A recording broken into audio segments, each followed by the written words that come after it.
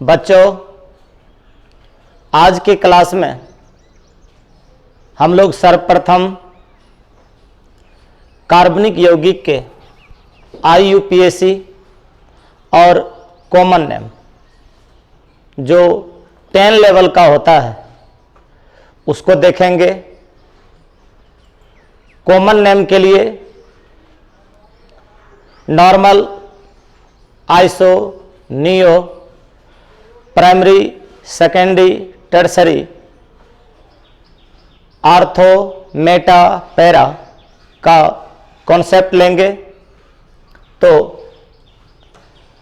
अभी common name के लिए जो नॉर्मल, आइसो, नियो और प्राइमरी, सेकेंडरी, टर्सरी का कॉन्सेप्ट है इसको पहले देखा जाए। तो जब हम लोग कार्बनिक यौगिक का कॉमन नेम सीखते हैं तो उसमें नॉर्मल, आइसो, नियो का कॉन्सेप्ट देना पड़ता है।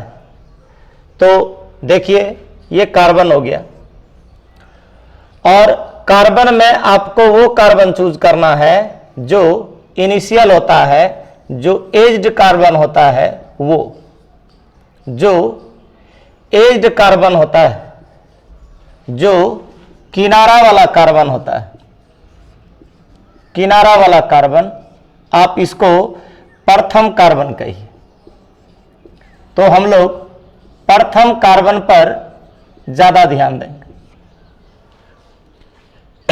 एज्ड कार्बन पर फोकस करना है और इस कार्बन के बाद जो कार्बन होगा उस पर ज्यादा नजर रखना है। तो मतलब 2 कार्बन पर ज्यादा फोकस करना है। एक तो प्रथम कार्बन जो एज्ड कार्बन है, किनारा वाला कार्बन, कहीं से भी हो सकता है, राइट साइड से भी, लेफ्ट साइड से भी, अप से, डाउन से, कहीं से भी। तो एक एज्ड कार्बन और उसके जस्ट बाद वाला जो कार्बन है उस पर फोकस करना है। कभी भी नॉर्मल, आइसो, नियो का प्रयोग 2 कार्बन के लिए नहीं होता है, 1 कार्बन या 2 कार्बन के लिए नहीं होता है। नॉर्मल, आइसो, नियो का कॉन्सेप्ट हमेशा 3 और 3 से अधिक कार्बन के लिए होता है। तो जब भी कार्बन परमाणु की संख्या 3 और 3 से अधिक नहीं होगी, 3 और 3 से अधिक जब तक नहीं होगा तब तक इसका प्रयोग नहीं किया जाता है। मतलब 3 और 3 से अधिक कार्बन परमाणु आने के कंडीशन पर ही आप नॉर्मल, आइसो, नियो का प्रयोग कर सकते हैं। तो ध्यान दिया जाए, पहले कार्बन को फोकस करते हैं, इसके बाद वाला ये कार्बन हो गया, ये बाद वाला ये कार्बन हो गया। अगर ये कार्बन ऐसे ही जुड़ते रह जाए, इसका सेंस ये है कि अगर हमें स्ट्रेट चेन प्राप्त हो जाए, कहीं भी ब्रांच नहीं बने, सीधी श्रृंखला हमको प्राप्त हो जाए, स्ट्रेट चेन प्राप्त हो जाए, सीधी श्रृंखला प्राप्त हो जाए, शाखा कहीं नहीं बने, कहीं पर कार्बन परमाणु का ब्रांच नहीं बने, ब्रांच नहीं बने, तो ऐसे कंडीशन में हम लोग नॉर्मल का प्रयोग करते हैं। ऐसे कंडीशन में हम लोग नॉर्मल का प्रयोग करते हैं, जो आप n से रिप्रेजेंट कर देते हैं, स्मॉल n दे देते हैं। अगर किसी कार्बनिक यौगिक में 3 और 3 से अधिक कार्बन है और स्ट्रेट है, कहीं भी ब्रांच नहीं है, कार्बन का कहीं भी शाखा नहीं बना है, तो वैसी स्थिति में हम लोग नॉर्मल का प्रयोग करते हैं। तो अगले कंडीशन फिर आ जाइए, स्ट्रेट चेन के अलावे थोड़ा सा ब्रांच पे। अब आपको एज्ड कार्बन की आवश्यकता पड़ेगी। ये एज्ड कार्बन और एज्ड कार्बन के जस्ट मान लीजिए अगर ये एज्ड रहता और अगर कार्बन इधर जोड़ देते हैं तो वो तब ये एज्ड नहीं रहेगा, एकदम बिल्कुल किनारा वाला, बिल्कुल किनारे वाले कार्बन से जस्ट ये कार्बन। अब इस कार्बन को देखिए, अगर इस कार्बन के साथ कोई एल्किल ग्रुप जुटा है, अथवा जो आप पहला कार्बन लेते हैं, कहीं भी जो पहला कार्बन लेते हैं, इसके साथ अगर कहीं पर कोई फंक्शनल ग्रुप जुटा हुआ है, कोई क्रियाशील समूह जुटा है। कल आपको कुछ महत्वपूर्ण फंक्शनल ग्रुप दिया गया था, कुछ महत्वपूर्ण क्रियाशील समूह दिया गया था। तो एज्ड कार्बन पर फोकस कीजिए, एज्ड कार्बन, ये एज्ड कार्बन, और इस एज्ड कार्बन के बाद वाला जो जस्ट कार्बन है, जस्ट बाद वाला जो कार्बन है, यदि इसमें कोई एल्किल ग्रुप को भी आपको समझाया गया है, बताया गया है, और यह फंक्शनल ग्रुप जुट जाए, तो वैसी स्थिति में आप लोग आइसो का प्रयोग करते हैं। तो ये आइसो का कॉन्सेप्ट, समस्या वही है, 3 और 3 से अधिक कार्बन की स्थिति में ही ये सब होगा, और जब तक 3 और 3 से अधिक कार्बन नहीं है ये सब प्रयोग नहीं होता है। पुनः देखें, ये aged carbon in the sense इस कार्बन का चारों बॉन्ड पूरा हो, मतलब इसके अगल बगल में कोई और कार्बन परमाणु नहीं जुटा हुआ हो, यहीं से शुरुआत हो, तो ये हो गया एज्ड कार्बन, ये हो गया फर्स्ट कार्बन, और उसके जस्ट बाद वाले कार्बन का गप चल रहा है। तो देखिए, इसी के जस्ट बाद वाले कार्बन पर फिर फोकस करते हैं। यदि ये एज्ड कार्बन है और इसके बाद वाला ये इसका एडजेसेंट कार्बन हुआ, जस्ट बाद वाला कार्बन हुआ, इसमें अगर कोई 2 एल्किल ग्रुप, अथवा इसमें यहां पर तो एक फंक्शनल ग्रुप है ही, और कोई दूसरा फंक्शनल ग्रुप इसमें आ जाए, इसमें कोई दूसरा फंक्शनल ग्रुप आ जाए, कोई दूसरा फंक्शनल ग्रुप इसमें आ जाए, अथवा ऐसा हो कि एक एल्किल रहे और एक फंक्शनल रहे, तो वैसी स्थिति में हम लोग नियो का प्रयोग करते हैं। तो वैसी स्थिति में हम लोग नियो का प्रयोग करते हैं। तो बच्चों, ये था नॉर्मल, आइसो और नियो का कॉन्सेप्ट। अब थोड़ा सा हम लोग प्राइमरी, सेकेंडरी और टर्सरी पर फोकस करेंगे। तो प्राइमरी, सेकेंडरी और टर्सरी के लिए हमको क्या ध्यान देना पड़ेगा? तो वही चीज एल्किल समूह और फंक्शनल ग्रुप। तो एल्किल समूह और फंक्शनल ग्रुप पर ध्यान देंगे। मान लीजिए ये कोई एल्किल ग्रुप है, ये कोई एल्किल ग्रुप है। अगर कोई एल्किल ग्रुप अथवा कोई फंक्शनल ग्रुप, अथवा कोई फंक्शनल ग्रुप, किसी फंक्शनल ग्रुप को भी यहां पर आप अटैच करवा सकते हैं।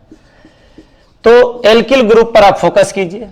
यदि कोई एल्किल ग्रुप CH2 से अटैच रहता, अगर कोई एल्किल ग्रुप CH2 से अटैच रहता है, इसका बॉन्ड तो पूरा होगा ही, का एक बॉन्ड इधर, 2 हाइड्रोजन, एक बॉन्ड तो और आएगा ही। अगर कोई एल्किल समूह, ये एल्किल समूह, अगर कोई एल्किल समूह CH2 से अटैच रहता है, तो वैसी स्थिति में हम लोग प्राइमरी का प्रयोग करते हैं। प्राइमरी पहले भी क्लास में, प्रीवियस क्लास में चर्चा इसका हुआ है। तो वैसी स्थिति में हम लोग प्राइमरी का प्रयोग करते हैं। यहां पर हम लोग प्राइमरी का प्रयोग करते हैं, 1 डिग्री देकर के रिप्रेजेंट करते हैं। वैसे ही अगर ये एल्किल समूह, पुनः हम एल्किल समूह लेते हैं, ये एल्किल समूह लिए, और ये एल्किल समूह अगर यह CH, अगर ये एल्किल समूह CH से अटैच है, इसका बॉन्ड पूरा किया जाएगा। कार्बन का हर एक कंडीशन में 4 बॉन्ड पूरा किया जाएगा, सिंगल बॉन्ड, एक हाइड्रोजन, एक। ये अगर ये एल्किल समूह CH से अटैच है, तो वैसी स्थिति में 2 दे के डिग्री दे दिए, इसका सेंस है कि ये हो गया सेकेंडरी, ये हो गया सेकेंडरी। हिंदी में आप इसको द्वितीयक कहते हैं, ऐसे आप इसको सेकेंडरी पढ़िए। प्राइमरी हो गया तो प्राथमिक हो गया। तो पुनः हम गौर करें, एल्किल समूह अगर CH2 से अटैच है तो हमने प्राइमरी बोला। एल्किल समूह, यहां देखिए, एल्किल समूह अगर CH से अटैच है तो हम लोग सेकेंडरी का प्रयोग करते हैं। और वहीं पर अगर ये एल्किल समूह, कोई फंक्शनल ग्रुप भी ले सकते हैं वहां पर, अगर ये एल्किल समूह है, ये एल्किल समूह है, ये एल्किल समूह है, अगर यह C से अटैच, अगर यह C से अटैच है, अगर यह कार्बन परमाणु से अटैच है ये एल्किल समूह, तो वैसी स्थिति में हम लोग 3 दे के डिग्री दे दिए। कहने का सेंस है कि यहां पर हम लोग टर्शियरी का प्रयोग करते हैं, यहां पर हम लोग टर्शियरी का प्रयोग करते हैं। तो ये हो गया नॉर्मल, आइसो और नियो के बाद प्राइमरी, सेकेंडरी और टर्शियरी का कॉन्सेप्ट। तो जैसे हम लोग कॉमन नेम में जाएंगे तो कॉमन नेम पढ़ने के क्रम में समय के साथ इसका उपयोग होते रहेगा। तो छोटे नाम के साथ अब आपके नाम की शुरुआत होगी। तो मान लीजिए कि हम एक कंपाउंड सीखते हैं एल्केन, ये एल्केन श्रेणी हुआ, ये एल्केन श्रेणी हुआ। अब इस एल्केन श्रेणी के कंपाउंड का हमको कॉमन नेम और आईपीएसी नेम पर ध्यान देना है। छोटा नाम, पहले जो नाम हम लोग सीखेंगे बिल्कुल छोटा नाम सीखेंगे जो 10th के क्लास के लेवल का होगा, और इसी 10th के लेवल के क्लास से ऊपर उठते हुए आप हायर एजुकेशन तक जाइएगा। तो एल्केन श्रेणी का बिल्कुल छोटा नाम जब आप लीजिएगा तो इसके चाहे आप आईयूपीएसी नेम लिखें अथवा इसका कॉमन नेम लिखें। जब आप इसके छोटे नाम को पढ़िएगा, एल्केन श्रेणी के छोटे नाम को, तो आईयूपीएसी नेम और कॉमन नेम दोनों में आपको ये alk plus primary suffix, alk plus primary suffix का ही प्रयोग करना है दोनों नाम में। अल्क प्लस प्राइमरी सफिक्स का ही प्रयोग किया जाएगा। प्राइमरी सफिक्स की कल भरपूर चर्चा हुई है प्राथमिक अनुलग्न की। इसका मतलब है कि कार्बन परमाणु की संख्या को गिनना है, कार्बन परमाणु की संख्या को गिन करके अल्क लिखेंगे और प्राइमरी सफिक्स का प्रयोग करेंगे। तो कुछ एग्जाम्पल हम इसका देखते हैं, आईयूपीएसी नेम और कॉमन नेम। तो पहले आईयूपीएसी नेम,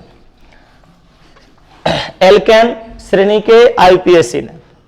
मान लीजिए एल्केन श्रेणी का आईयूपीएसी नेम पढ़ेंगे तो पहले जनरल फार्मूला पर ध्यान देते हैं। तो इसका जो जनरल फार्मूला होता है, इसका जो सामान्य सूत्र होता है एल्केन श्रेणी का, यह भी पढ़ाई हो गई है। पहले हम बताए थे कि हाइड्रोजन का संख्या दुगुना से 2 ज्यादा होता है। मतलब कार्बन जितना भी रहता है, ये n कार्बन परमाणु की संख्या हुई, कार्बन परमाणु जितना भी रहता है हाइड्रोजन की संख्या दुगुना से 2 ज्यादा होता है। और n का मान आप स्टार्ट करते हैं 1 से और बढ़ते रहते हैं। दूसरा बात इसमें हम ये बताए थे कि जितना भी कार्बन होगा सभी कार्बन परमाणु के बीच सिंगल बॉन्ड होता है। प्रत्येक कार्बन परमाणु के बीच सिंगल बॉन्ड पाया जाता है, एकल बंध, सिंगल बॉन्ड पाया जाता है, एकल बंध पाया जाता है। जितना भी कार्बन परमाणु रहेगा प्रत्येक कार्बन परमाणु के बीच सिंगल बॉन्ड रहता है। यह इसका 2 पहचान है कि हाइड्रोजन का संख्या होगा दुगुना से 2 ज्यादा, n का मान आप 1 से शुरू कीजिए, प्रत्येक कार्बन के बीच सिंगल बॉन्ड होता है, सिंगल बॉन्ड प्रत्येक कार्बन के बीच एकल बॉन्ड ही रहता है। तो इसके नाम पर चलें, इसको इसके जनरल फार्मूला को आप RH से भी रिप्रेजेंट कर सकते हैं। कहने का सेंस ये है कि जब एल्केन श्रेणी पर हम जाएंगे तो 2-3 चीज का जरूर ध्यान रखेंगे। क्या हाइड्रोजन की संख्या दुगुना से 2 ज्यादा है? क्या प्रत्येक कार्बन परमाणु के बीच सिंगल बॉन्ड है? अगर सिंगल बॉन्ड है प्रत्येक कार्बन परमाणु के बीच तो वह सैचुरेटेड हाइड्रोकार्बन एल्केन ही होगा। और अगर हाइड्रोजन की संख्या दुगुना से 2 ज्यादा है तो भी वह एल्केन श्रेणी का ही होगा। इसको R और बॉन्ड आप देकर के H अटैच कर सकते हैं। तो ये इसका जनरल फार्मूला हो। तो आईयूपीएसी नेम लिखने का गप चल रहा है। जनरल फार्मूला पर अभी हम लोग ध्यान दिए थे कि हाइड्रोजन का संख्या होना चाहिए दुगुना से 2 ज्यादा। एग्जाम्पल लेते हैं, अल्क प्लस प्राइमरी सफिक्स पर ध्यान देंगे। मान लीजिए कि कार्बन परमाणु की संख्या हमने 1 रखा, तो हाइड्रोजन दुगुना से 2 ज्यादा होगा, इसके दुगुना से 2 ज्यादा होगा, और जब दुगुना से 2 ज्यादा होगा, ट्वाइस एंड मोर देन 2 होगा, तो क्या बन जाएगा? CH4। अब इसके नाम को लिखना है, और IUPAC नाम लिखने का गप चल रहा है, तो सबसे शुरू में अल्क है, फिर प्राइमरी सफिक्स है, तो अल्क है, प्राइमरी सफिक्स है, हाइड्रोजन का संख्या दुगुना से 2 ज्यादा है, तो कार्बन 1 हुआ। कार्बन 1 का हम लोग को पता है, मैथ हुआ। प्राइमरी सफिक्स यूज करेंगे तो हाइड्रोजन की संख्या दुगुना से 2 ज्यादा रहे, अथवा प्रत्येक कार्बन परमाणु के बीच सिंगल बॉन्ड रहे, तो हम लोग N का प्रयोग करते हैं, तो यहां पर हो जाएगा N। ये इसका IUPAC नाम हुआ। पुनः अगर आप कार्बन परमाणु की संख्या 2 रखते हैं, तो हाइड्रोजन की संख्या दोगुना से 2 ज्यादा, दुगुना से 2 ज्यादा, इसका मतलब हाइड्रोजन 6। आप इसको स्ट्रक्चर में लेकर के चलिएगा, तो प्रत्येक कार्बन के बीच बताया गया सिंगल बॉन्ड, सिंगल बॉन्ड होगा तो हाइड्रोजन तो ऑलवेज सिंगल बॉन्ड से जुड़ता है, इस सब में हाइड्रोजन आ जाएगा। ये अब इसका नाम लिखना है, नाम लिखना है तो शुरू में अल्क, अल्क हो गया इसका एथ, और सिंगल बॉन्ड है बिटवीन कार्बन, सिंगल बॉन्ड है, इसीलिए हम लोग N का प्रयोग करते हैं। तो इस प्रकार से छोटे नाम को अगर लिखना रहेगा तो कार्बन परमाणु की संख्या देख करके हम लोग अल्क लिखेंगे, और उसके बाद प्राइमरी सफिक्स का प्रयोग करते जाएंगे, तो ये हो जाएगा आपका IUPAC नेम। और कॉमन नेम जो छोटा छोटा आप पढ़ते हैं, तो यहां पर कॉमन नेम के लिए सेम स्ट्रक्चर है, जब बढ़ा जाएगा, चेन बढ़ेगा, तो फिर नॉर्मल आइसोनियो का प्रयोग होगा। तो जो छोटा नाम हम पढ़ेंगे तो इसी शैली का नाम, अल्क में प्राइमरी सफिक्स जोड़ते जाएंगे, तो छोटा नाम हम इसी प्रकार से पढ़ेंगे। जब हम इसके कंप्लीट स्ट्रक्चरल फॉर्मूला पर जाएंगे, संघनित सूत्र पर, कंडेंस्ड सूत्र पर जाएंगे, बॉन्ड लाइन फॉर्मूला पढ़ेंगे, तब थोड़ा सा इसके बड़े नाम पर जाएंगे। तो अभी हम लोग बिल्कुल छोटा नाम देख रहे हैं, बिल्कुल छोटा नाम जो इनिशियल स्टेज का नाम है, उसको अभी हम लोग देख रहे हैं। तो एल्केन श्रेणी का जो बिल्कुल छोटा नाम होगा, अत्यंत छोटा नाम जिसका बार बार यूज होता है 8 में, 9 में, 10 में, और बहुत छोटे कंपाउंड का जो यूज होता है रिएक्शन में, तो एल्केन श्रेणी के नाम को हम अल्क में प्राइमरी सफिक्स दे करके लिख सकते हैं, कॉमन नेम और IUPAC नेम। अगर छोटा नाम ही लिखना है, बिल्कुल छोटा नाम जो 10 लेवल से स्टार्ट होता है, कुछ 8 में भी रहता है, एल्कीन श्रेणी का गप करें। अगर हम लोग एल्कीन श्रेणी का गप करें और पहले आ जाए कॉमन नेम, बिल्कुल इनिशियल स्टेज, बिल्कुल छोटा नाम, तो कॉमन नेम लिखेंगे। अगर इसका तो क्या करना पड़ेगा? कॉमन नेम लिखने के लिए हमको पहले अल्क, अल्क आपको एक दिन लिखने के लिए सिखाया गया है, इस अल्क को आप पढ़ के बैठे अल्क, और इस अल्क में आपको जोड़ना है इलीन। जो अल्क आप देख रहे हैं अल्क, इस अल्क में आपको जोड़ना है इलीन। इलीन कहने का सेंस है जो अल्क इधर आता है उसमें हर्षिकार दे करके, लौदीर्घिकार दे करके 9 दे दीजिए, इलीन। अल्क में आपको इलीन जोड़ना पड़ेगा कॉमन नेम के लिए। तो कॉमन नेम के लिए जब आप अल्क में इलीन जोड़िएगा तो आपको क्या ध्यान देना पड़ेगा? तो पहले तो इसको पहचान ले कि इसकी पहचान क्या है। अल्क में इलीन दे करके कॉमन नेम आप लिखिएगा एल्कीन श्रेणी का, तो पहचान क्या है इसका? एल्कीन श्रेणी को हम यह पहचानते हैं कि जो हाइड्रोजन होता है वो दुगुना होता है, जितना भी कार्बन आप रखते हैं हाइड्रोजन उसका दुगुना होगा। और N का मान आप शुरू करते हैं 2 से, आगे बढ़ते हैं। दूसरा बात आपको यह बताया गया था कि किसी 2 कार्बन परमाणु के बीच, किसी 2 कार्बन परमाणु के बीच डबल बॉन्ड का प्रयोग करते हैं, आप द्विबंध का प्रयोग करते हैं। किसी 2 कार्बन परमाणु के बीच डबल बॉन्ड, द्विबंध का प्रयोग करते हैं। ऐसे किसी 2 कार्बन परमाणु के बीच डबल बॉन्ड का प्रयोग किया जाता है, शेष में सिंगल बॉन्ड रहता है। किसी दो कार्बन परमाणु के बीच डबल बॉन्ड का प्रयोग किया जाता है एवं शेष में सिंगल बॉन्ड का प्रयोग किया जाता है, वो आपका पहचान होगा एल्कीन श्रेणी का। सिंगल बॉन्ड दैट मीन्स एकल बंध। तो शेष कार्बन में आप सिंगल बॉन्ड का प्रयोग करते हैं, ये इसका पहचान है। ये जनरल फॉर्मूला हो गया एल्कीन श्रेणी का। CnH2n, n का मान 2 से शुरू होगा, किसी दो कार्बन परमाणु के बीच डबल बॉन्ड होगा और शेष में सिंगल बॉन्ड होगा। तो अब इसके कुछ कंपाउंड के उदाहरण लेते हैं। जो ये एल्कीन श्रेणी है, इस एल्कीन श्रेणी के कुछ कंपाउंड का उदाहरण लेते हैं। मान लीजिए कि कार्बन परमाणु की संख्या 2, यहीं से आप स्टार्ट करते हैं। तो कार्बन परमाणु की संख्या अगर 2 होगा तो हाइड्रोजन हो जाएगा 4, ये हो गया 2 गुना। आप इसको स्ट्रक्चर में लेकर के देखिएगा तो किसी दो कार्बन के बीच डबल बॉन्ड।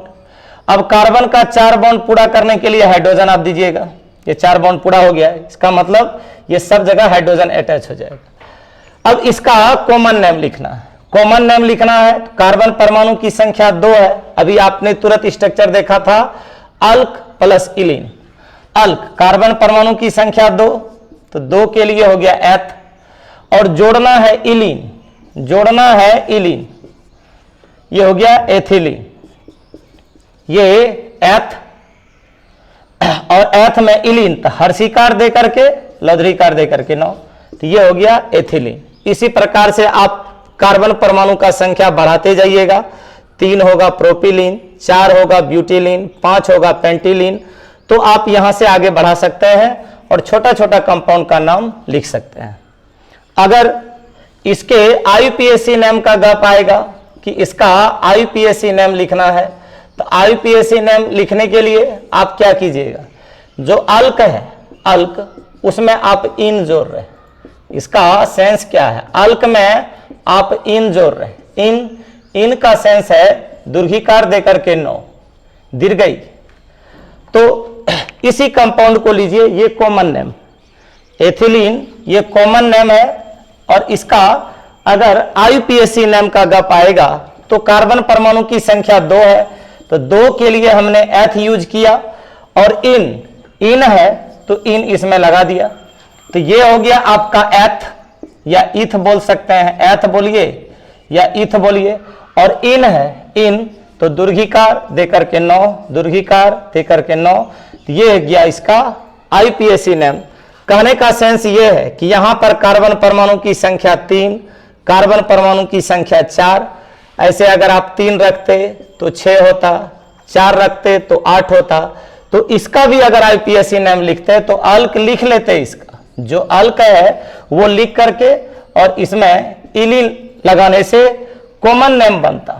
और अगर इन लगाते जाएंगे, दीर्घिकार देकर के 9 देते जाएंगे, तो ये आपका IUPAC नेम बनते जाएगा। तो इन लगाने से IUPAC नेम और इलीन लगाने से आपका कॉमन नेम होता। ये छोटा हो गया एल्कीन श्रेणी का जो नाम हम लोग लिखते हैं, तो उसमें छोटा छोटा नाम के लिए ये तरीका आप अपना सकते हैं। एल्केन का सीखा, एल्कीन का सीखा, एल्काइन के लिए भी आप इसमें किस बात पर ध्यान दीजिएगा वो देखिए। एल्काइन श्रेणी, अगर आप एल्काइन श्रेणी पर चलते हैं, एल्काइन श्रेणी का आपको IUPAC नेम लिखना है या कॉमन नेम लिखना है।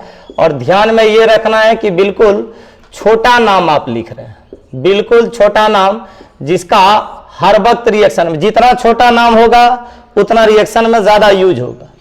तो एल्काइन श्रेणी का पहले पहचान क्या होता है, कैसे पहचानेंगे कि एल्काइन श्रेणी है? तो देखिए, आइन है तो आपको सिखाया गया था कि हाइड्रोजन का जो संख्या होगा 2 गुना से 2 कम होगा। कार्बन, पहले तो उसका पहचान आवश्यक, किसी भी श्रेणी के सदस्य को आप पहचानिएगा तभी उसका आप नाम लिख सकते हैं। तो हाइड्रोजन की संख्या 2 गुना से 2 कम होना चाहिए, कार्बन जितना भी रहे। और कार्बन का मान जो आप स्टार्ट कीजिएगा वो 2 से, उसके बाद आप आगे बढ़ते जाइएगा। तो अगर इसके आईपीएससी नाम का गप, अगर इसके आईपीएससी नाम का गप, दूसरा बात यह भी है कि आप यहां पर किसी 2 कार्बन के बीच ट्रिपल बॉन्ड का प्रयोग करते हैं, किसी 2 कार्बन परमाणु के बीच, किसी 2 कार्बन परमाणु के बीच आप ट्रिपल बॉन्ड का प्रयोग करते हैं। ट्रिपल बॉन्ड, त्रिबंध का प्रयोग होता है, कार्बन कार्बन के बीच ट्रिपल बॉन्ड होता है, कार्बन कार्बन के बीच आप त्रिबंध का प्रयोग करते हैं, शेष में सिंगल बॉन्ड का प्रयोग करते हैं। तो किसी 2 कार्बन परमाणु के बीच ट्रिपल बॉन्ड और शेष जितना कार्बन रहेगा, और शेष जितना कार्बन रहेगा, शेष कार्बन के बीच सिंगल बॉन्ड का प्रयोग करेंगे। तो अगर आईपीएससी नाम लिखना है तो आईपीएससी नाम लिखने के लिए क्या करेंगे, जो अल्क है, जितना भी कार्बन परमाणु होगा अल्क देख लेना है, और इस अल्क में हमको जोड़ना है आयन। कार्बन परमाणु का संख्या जितना भी हो, अल्क में हमको जोड़ना है आयन, अल्क में हमको जोड़ना है आयन, अल्क में आयन जोड़ेंगे। तो मान लीजिए यहां पर कार्बन परमाणु की संख्या आप कुछ भी रखिए, ये देखिए ये इसका लिमिटेशन है, 2 से शुरू करके आप आगे बढ़ सकते हैं। अगर कार्बन परमाणु की संख्या हमने 2 रखा तो 2 गुना से 2 कम होना चाहिए, 2 गुना से 2 कम होना चाहिए। इसका मतलब है 2 गुना से 2 गुना कीजिएगा 4, 4 में 2 घटाइएगा 2, C2H2। स्ट्रक्चर पे जाइएगा तो 2 कार्बन है, ट्रिपल बॉन्ड दे देंगे, और शेष में सिंगल बॉन्ड, तो इसका 4 बॉन्ड पूरा हो जाएगा। इधर हाइड्रोजन हम लोग जोड़ सकते हैं, इधर हाइड्रोजन जोड़ देंगे। तो ये अब इसका आईपीएससी नाम लिखना है। आईपीएससी नाम लिखेंगे तो देखिए कार्बन परमाणु की संख्या 2 है, कार्बन परमाणु की संख्या 2 है, तो 2 के लिए अल्क आपको बताया गया है एथ, और प्राइमरी सफिक्स, अल्क में आप आयन जोड़ रहे हैं तो ये आयन प्राइमरी सफिक्स है, और प्राइमरी सफिक्स इसका हो गया आयन। इसका मतलब है कि इसका आईपीएससी नाम क्या हो जाएगा, इथाइन। इसका आईपीएससी नाम इथाइन। इसी प्रकार से कार्बन परमाणु की संख्या आप 3 रखिएगा तो हाइड्रोजन 2 गुना से 2 कम 4 होगा, तो इसका क्या नाम हो जाएगा, प्रोपाइन। प्रोप लगाए अल्क, आयन लगा दिए, ये हो गया प्रोपाइन। इसी प्रकार से कार्बन परमाणु की संख्या 4, 5, 6 करते जाएंगे, ब्यूटाइन, पेंटाइन, हेक्साइन बनते जाएगा। तो इस प्रकार आप इसका आईपीएससी नाम लिख सकते हैं। लेकिन इसके कॉमन नेम को लिखने के लिए आपको जो ये कार्बन कार्बन के बीच ट्रिपल बॉन्ड है, तो कार्बन कार्बन के बीच ट्रिपल बॉन्ड पर कंप्लीटली फोकस करना पड़ेगा। इसका मतलब है कि जो एल्काइन श्रेणी का कंपाउंड है, जो एल्काइन श्रेणी का यौगिक है, उसमें उसका जो प्रारंभिक सदस्य है, जहां पर आप n का मान 2 रखते हैं, वो उसका प्रारंभिक सदस्य हुआ। तो देखिए